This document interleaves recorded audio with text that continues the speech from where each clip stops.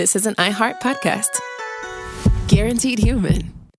With no fees or minimums on checking accounts, it's no wonder the Capital One bank guy is so passionate about banking with Capital One. If he were here, he wouldn't just tell you about no fees or minimums. He'd also talk about how most Capital One cafes are open 7 days a week to assist with your banking needs. Yep, even on weekends. It's pretty much all he talks about, in a good way. What's in your wallet? Terms apply. See CapitalOne.com/bank. Capital One, N.A., member FDIC. Running a business is hard enough. Don't make it harder with a dozen apps that don't talk to each other. One for sales, another for inventory, a separate one for accounting. That's software overload. Odoo is the all-in-one platform that replaces them all. CRM, accounting, inventory, e-commerce, HR, fully integrated, easy to use, and built to grow with your business. Thousands have already made the switch. Why not you? Try Odoo for free at odoo.com. That's odoo.com.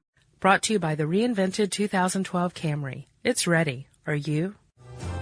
Welcome to Stuff You Should Know from HowStuffWorks.com.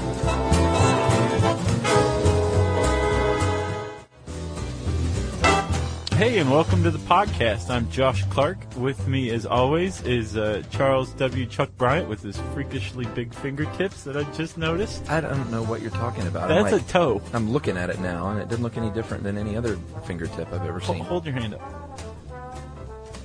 That is big. This is on the middle finger. It gives me an advantage in exactly. traffic. Yeah. I met a girl once who actually had, I can't remember, I think she'd worn out her fingers from typing, or she broke it, or she did something, and she actually had that splint like this. Oh, really? With her middle finger sticking up. I was like, I envy you. Right. You can get a splint and do that and just tell people. I could. I'm very lazy though, Chuck. Sure. So, Chuck, how you doing? Great. Good. You getting ready for Christmas? Yeah, this is our last couple of shows here before we break. And actually, these will come out in 2011. Yeah, people are going to go, what? Yeah, mind meld, but this is what's really going on in our world right now, right? Yes. Chuck, you remember Norman Borlaug? Yeah. Nobel, for once, I do. I know. Uh-huh. This is unique. Yeah, he was great. Nobel Prize winning, I guess, agriculturist, botanist. He was responsible for the Green Revolution. Yeah. Which, ironically, the people of the Green Environmental Revolution like to point out as the scourge of the environment. Yeah. Because basically what Borlaug did in the 40s, I think, the 50s, the 60s, there was a lot of famines predicted. Right? Apparently up to 1 billion people were predicted to die because the agriculture had reached its carrying capacity, which is the number of people it can support. Sure. I think without any help whatsoever, agriculture can support a couple billion people, something like that. Okay. All right? And we'd reached that point, or we were about to, and everybody was about to be in big trouble. And then Borlaug steps in just at the nick of time, goes down to Mexico, basically forces wheat to evolve super quickly so that you have these high yields over very small areas. Yeah, more output. Exactly. But 70% more output. Yeah. And literally saves about 1 billion lives. That's what he's credited with. Amazing. Well, the problem is he's also credited with creating these really intensive agriculture techniques that pollute watersheds from, intensive fertilizer and pesticides. These things don't just grow on their own. It requires a lot of intensive farming, right? I didn't know there was a downside to his work. I know. It's kind of weird to think about. But, he's actually kind of a whipping post for the environmental movement. And he just passed away this last year, right? Within the last year or two. Yeah, I think something it was last year, maybe 2009. So he's he's been vilified unfairly, in my opinion, for creating a lot of ecological problems. I think when you say that, you miss that he saved about 1 billion lives. Yeah, sure. But there's also possibly one other thing that he created inadvertently with his Green Revolution, and that is what we call celiac disease. Interesting. Yeah. Because this, I didn't think about that. Think about this. Okay. Celiac disease, which is an allergy or an autoimmune disorder that results from an allergy to gluten. Yeah, but it is an autoimmune disorder, though. It's not a food allergy. It's an autoimmune disorder brought on by a food allergy. Okay. But a study, I think from 2009, found that it's that gluten allergies or celiac disease is about 4.5 times more common now than it was 50 years ago. And a lot of people suspect that it's because wheat's become such a staple crop. Right. That it's found everywhere. And yeah. so since we're more exposed to it than ever, thanks to this green revolution, we have started to develop this disorder because of it.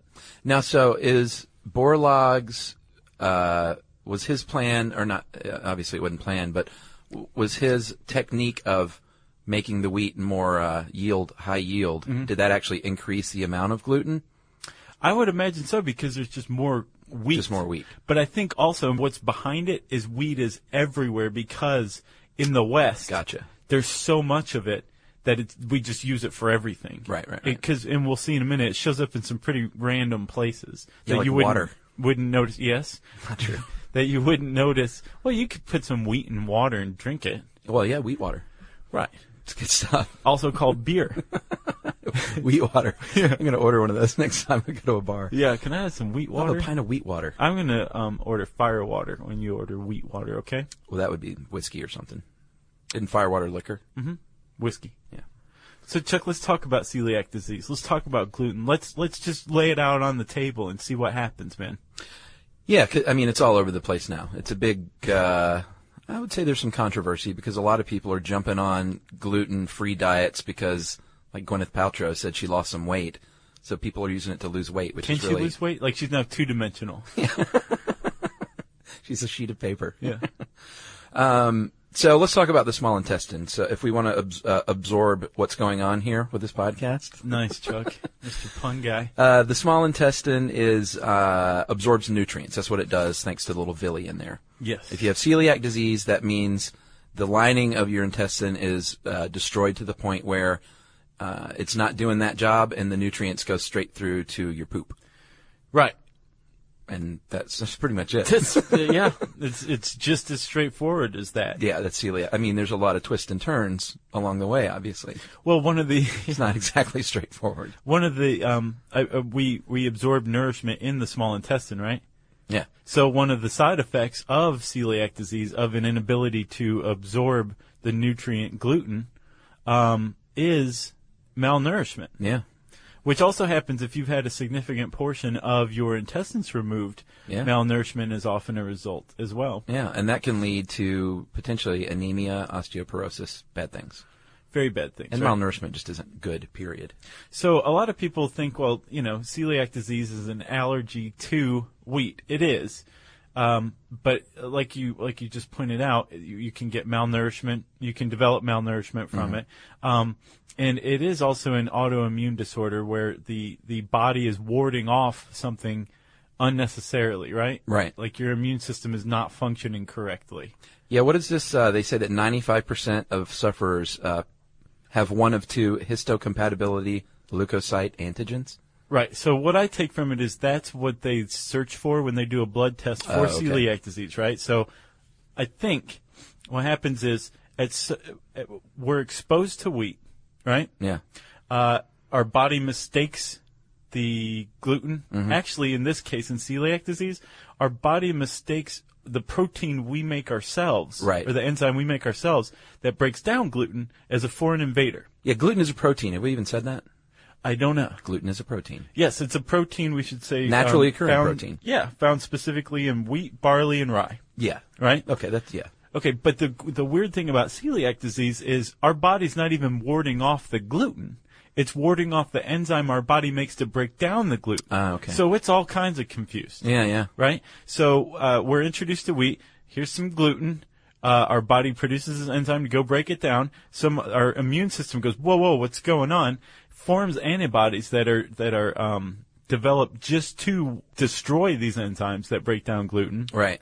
So then anytime we're exposed to gluten again, these enzymes are produced, our immune system mounts a defense. Yeah. Unnecessarily. And therefore as a result, the gluten is not broken down. It passes through the stool or the poop, as you said. Sure. And we're malnourished. Yeah. Because the villi just basically lies down on the job or is destroyed altogether. And about 1 in 133 people suffer from it, but it is underdiagnosed because it can mistake You can mistake it for irritable bowel syndrome. Yeah. What else? Well, let's talk about the bowel symptoms, right? Okay.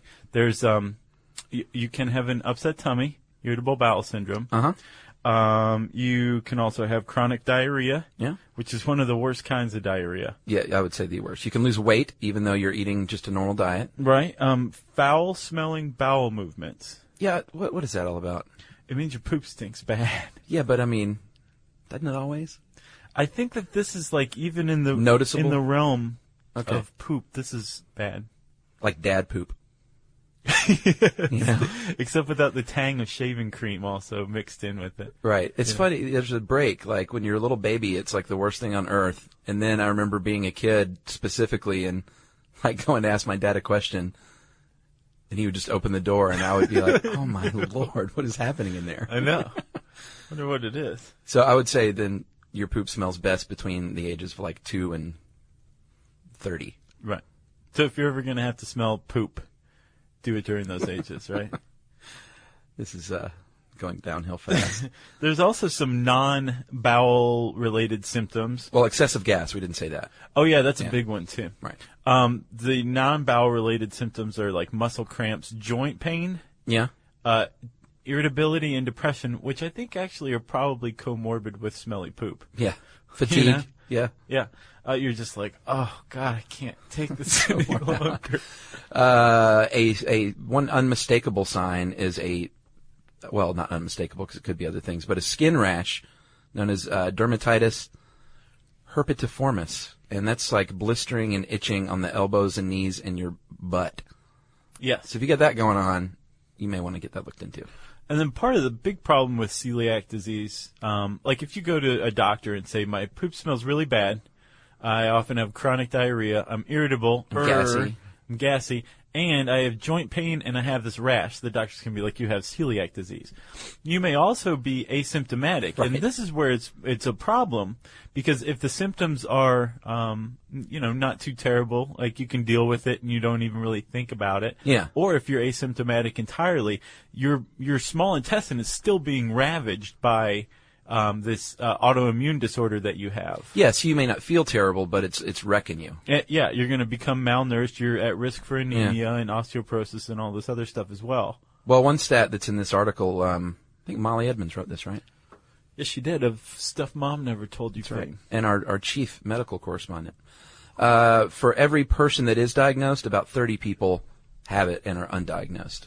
Yeah, that's huge. That's huge underdiagnosis. So they think they're just gassy and fatigued and irritable. Right. And one of the reasons why it's so underdiagnosed is a lot of these symptoms mimic other better understood diseases like cystic fibrosis. Yeah, we mentioned IBS and Crohn's disease, which I thought was interesting.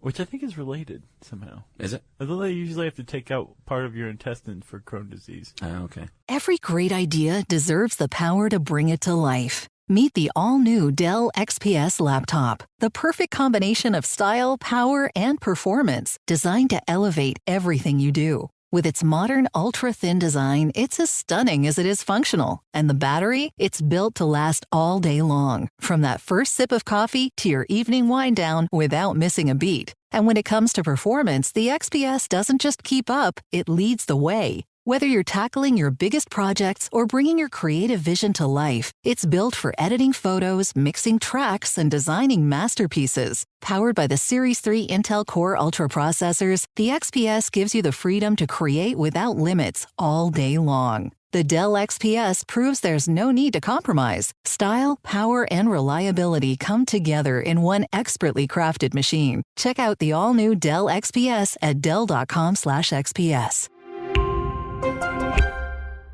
Support for this show comes from Public, the investing platform for those who take it seriously. On Public, you can build a multi-asset portfolio of stocks, bonds, options, crypto, and now generated assets, which allow you to turn any idea into an investable index with AI. It all starts with your prompt, from renewable energy companies with high free cash flow to semiconductor suppliers growing revenue over 20% year over year. You can literally type any prompt and put the AI to work. It screens thousands of stocks, buys one-of-a-kind index, and lets you backtest it against the S&P 500. Then you can invest in a few clicks. Generated assets are like ETFs with infinite possibilities, completely customizable and based on your thesis, not someone else's. Go to public.com/SYSK and earn an uncapped 1% bonus when you transfer your portfolio. That's public.com/SYSK. Paid for by Public Investing. Brokerage services by Open to the Public Investing, Inc., member FINRA and SIPC. Advisory services by Public Advisors, LLC, SEC registered advisor. Generated assets is an interactive analysis tool. Output is for informational purposes only and is not an investment recommendation or advice. Complete disclosures available at public.com/disclosures.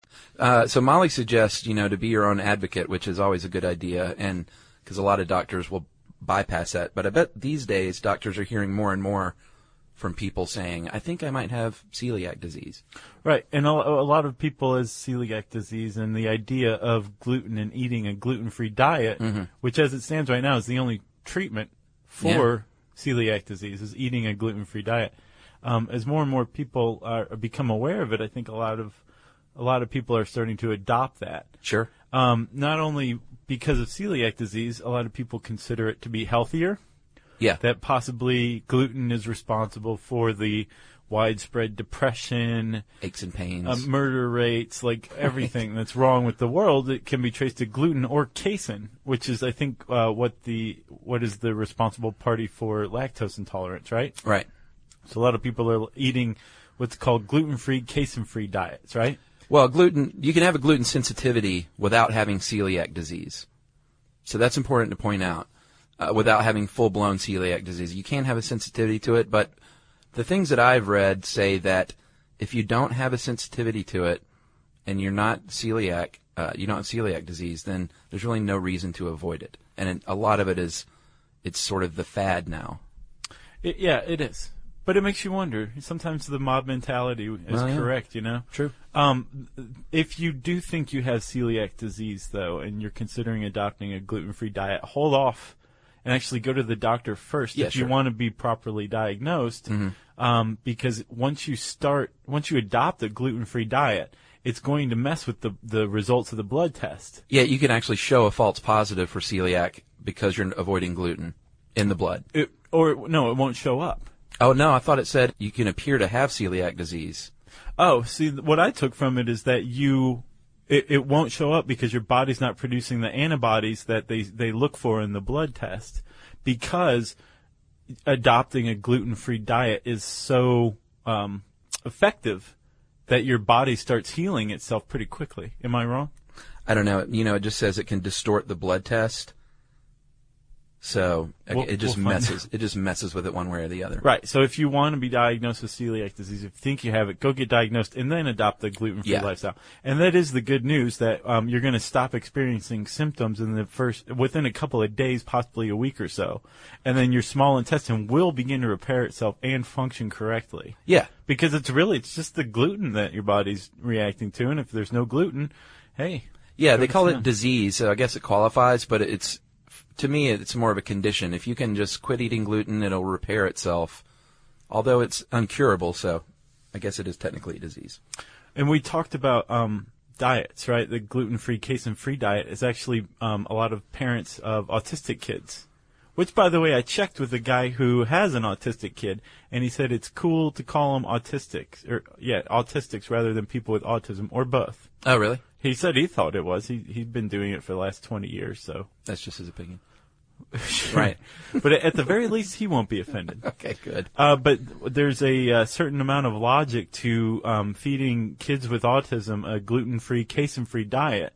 And basically the logic behind it is that kids with autism overproduce certain peptides that break down these things. Okay. And for some reason, this process in the brain treats the compounds, when they're broken down, as opiates, and cause kids to behave differently from other kids, which apparently explains autism. And it's not vetted enough. Yeah. There haven't been enough studies, apparently, to prove or disprove it, but there's a lot of parents of autistic kids who are not feeding them gluten or casein. Wow. Well, we're just learning so much about autism now. We need to do that as a podcast at some point. Oh, definitely. Because all the controversy around the shots that kids get causing autism and stuff like that. Yeah, and it still remains even after that one doctor who basically started that whole thing was completely discredited. Was he? Yeah, well, there's just so much cynicism and suspicion toward, right,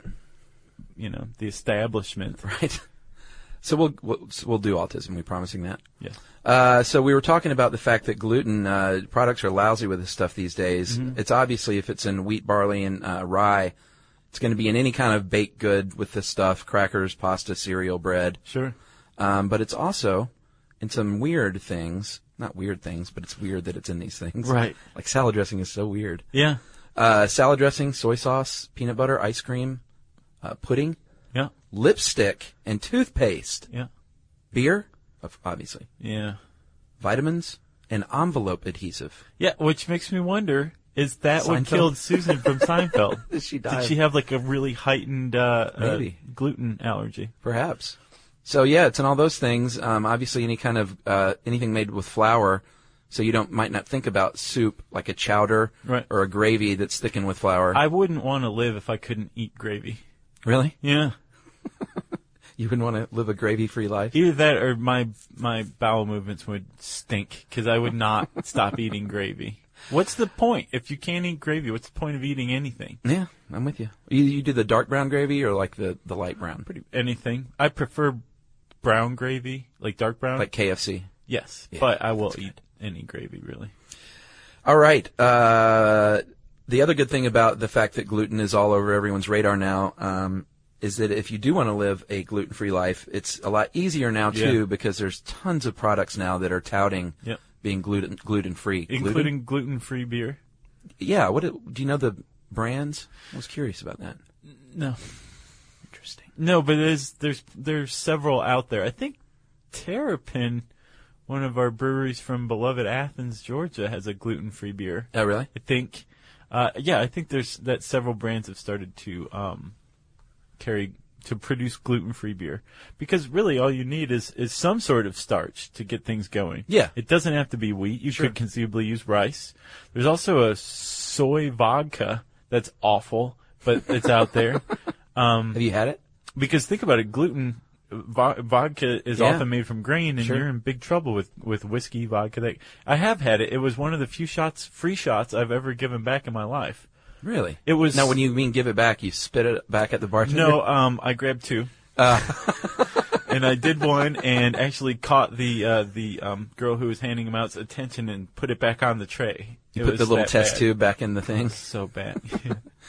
What was I going to say, Josh? Oh, if you're eating out, you're going to want to talk to your waiter or chef, and a lot of trendy restaurants these days have little gluten-free sections too, because everyone thinks that they have celiac disease now. Well, right. Well, and not only that, there's a lot of people out there who, like you said, think it's healthy. It's kind of the fad. So there's strength in numbers as far as consumership goes. Oh, sure. And apparently between 2004 and 2009, in 5 years, the amount of gluten-free products on the market increased 74%, according to the Nielsen company. Well, and they know what they're talking about. Well, they want to make a buck.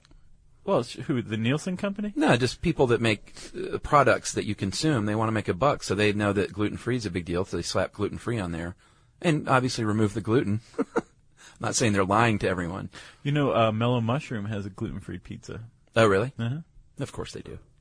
Every great idea deserves the power to bring it to life. Meet the all-new Dell XPS laptop, the perfect combination of style, power, and performance, designed to elevate everything you do. With its modern, ultra-thin design, it's as stunning as it is functional. And the battery? It's built to last all day long, from that first sip of coffee to your evening wind down without missing a beat. And when it comes to performance, the XPS doesn't just keep up, it leads the way. Whether you're tackling your biggest projects or bringing your creative vision to life, it's built for editing photos, mixing tracks, and designing masterpieces. Powered by the Series 3 Intel Core Ultra processors, the XPS gives you the freedom to create without limits all day long. The Dell XPS proves there's no need to compromise. Style, power, and reliability come together in one expertly crafted machine. Check out the all-new Dell XPS at dell.com/XPS.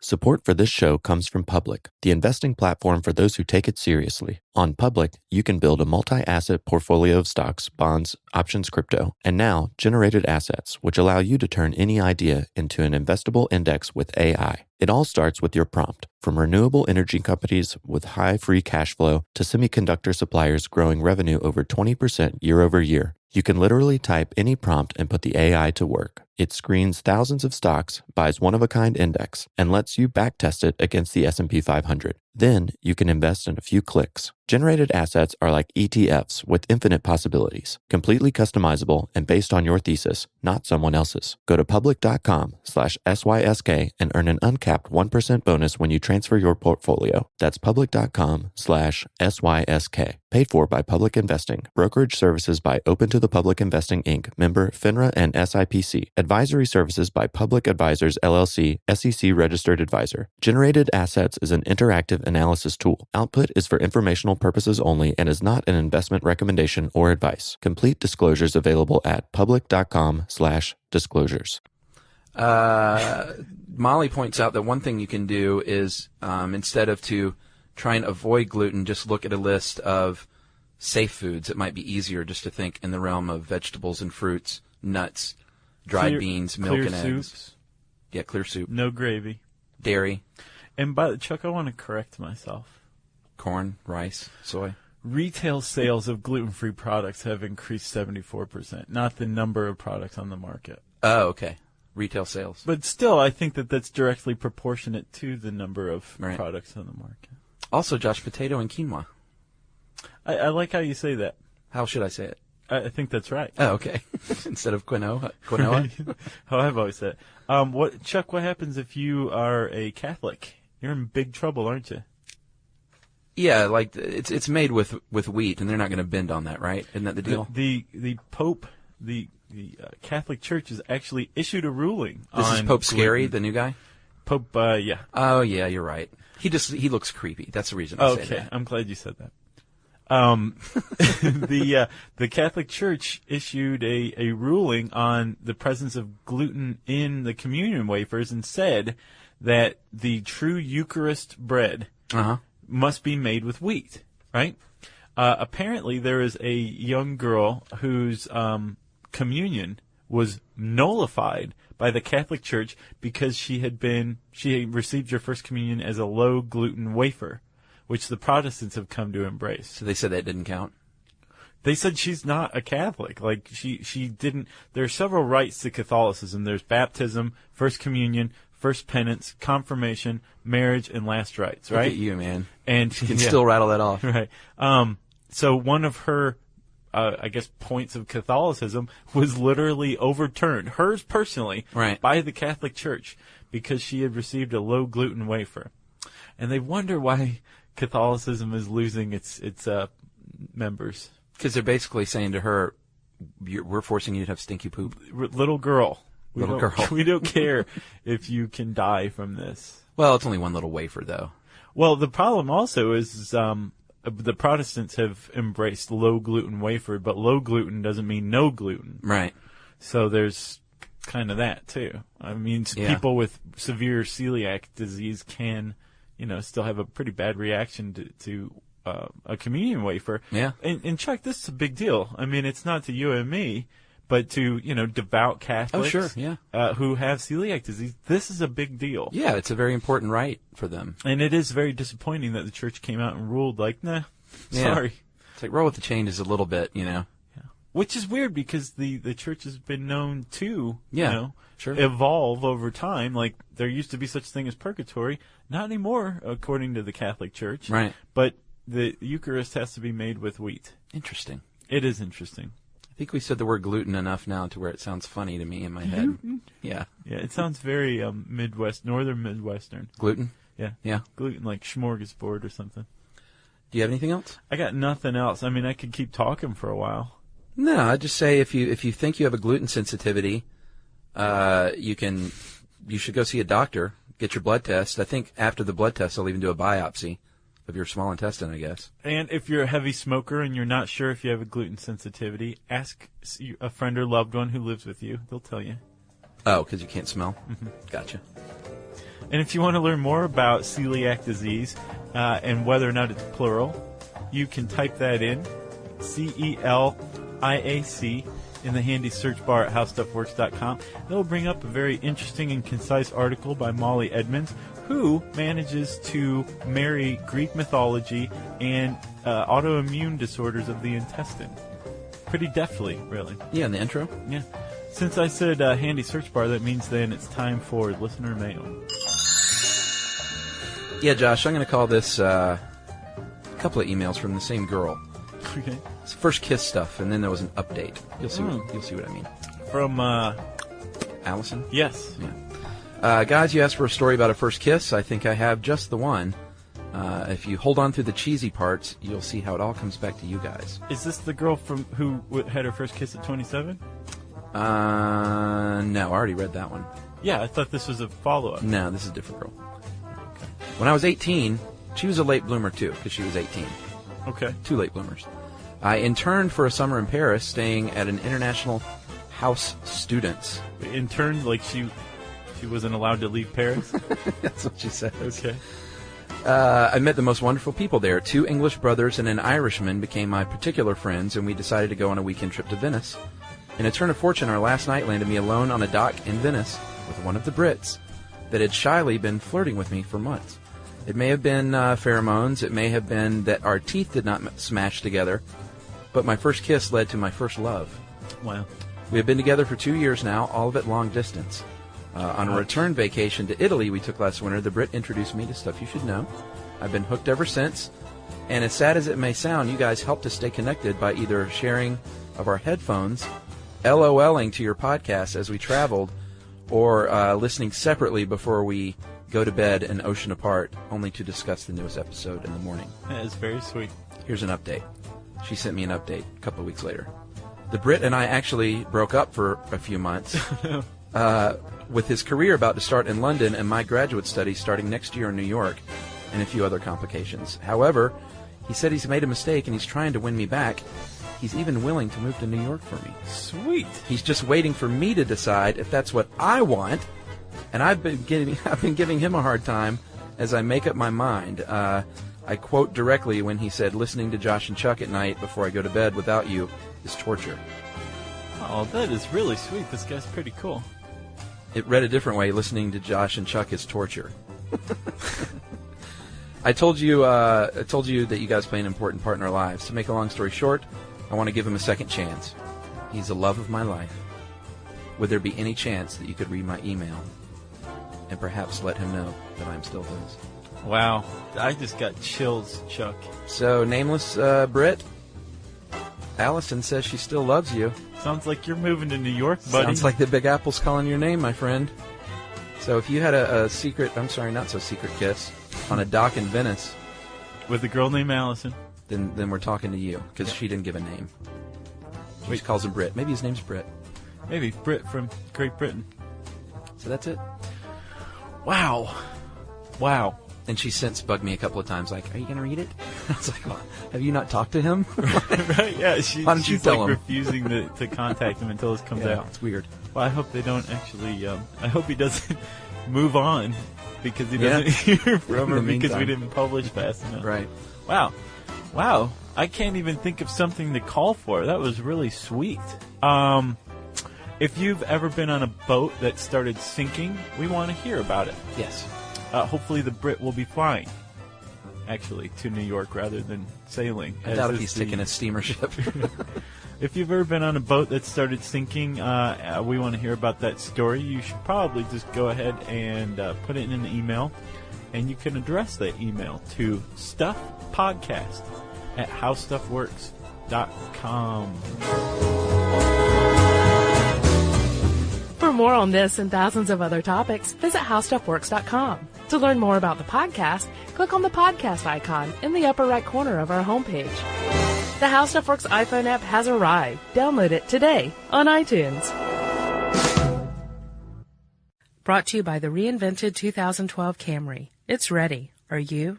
The NFL playoffs are here, and Wild Card Weekend, powered by Verizon, is in full swing. Man, it all comes down to this. The stakes are high, hopes are higher, and everything is on the line. My goodness! It's win or go home, and every moment counts on the road to Super Bowl 60. It's a touchdown! Wild Card Weekend powered by Verizon. Through Monday, visit watch.nfl.com for the full schedule.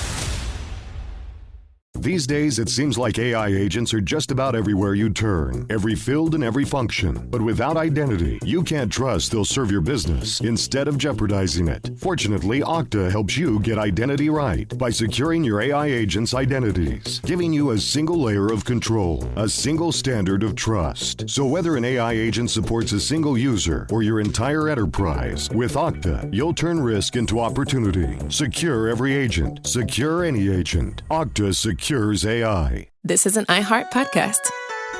Guaranteed human.